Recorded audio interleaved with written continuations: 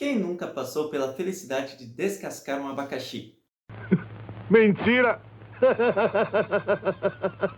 Mas você sabia que o abacaxi é uma cultura relativamente fácil de produzir e traz uma renda muito interessante? É mesmo, é? Então fique até o final do vídeo para saber um pouco mais sobre o cultivo do abacaxi.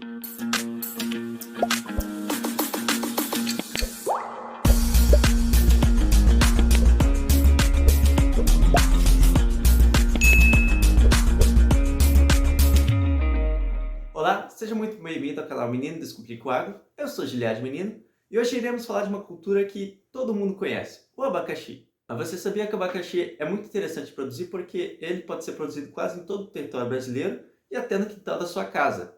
E no vídeo de hoje iremos explicar um pouco mais sobre como cultivar o abacaxi. Antes de começar o cultivo de qualquer cultura, deve-se prestar muita atenção quanto ao clima e o solo.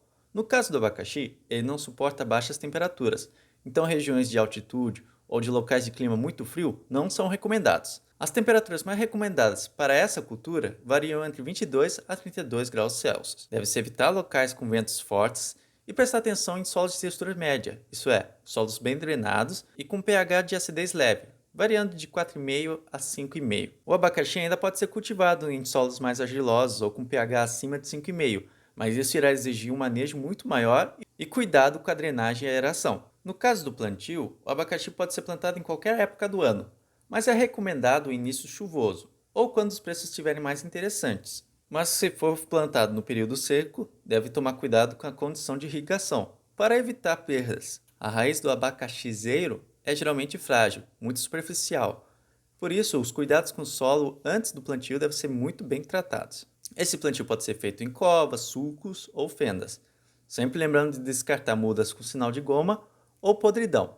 Os espaçamentos aqui no Brasil pode ser de fileira simples ou de fileira dupla. Uma parte interessante sobre o caso de fileira dupla é que o abacaxi fica plantado como se fossem pequenos triângulos entre o outro. Isso proporciona uma maior densidade de plantas por hectare. Espaçamentos menores proporcionam maior densidade de plantio, ou seja, você vai aumentar o rendimento da sua cultura.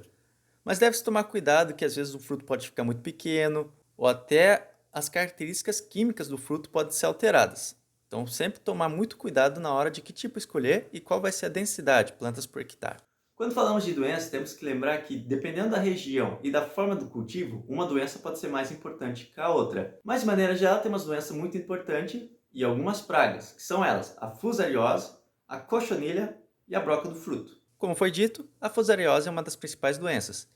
E ela é muito complicado de tratar a fusariose porque os fungicidas não têm efeito curativo sobre ela. Dessa forma, é mais interessante os cuidados com a prevenção, que pode servir também para outras doenças, como a podridão negra, com medidas simples como evitar amontoar os frutos, descarte de material atacado, condições mais adequadas.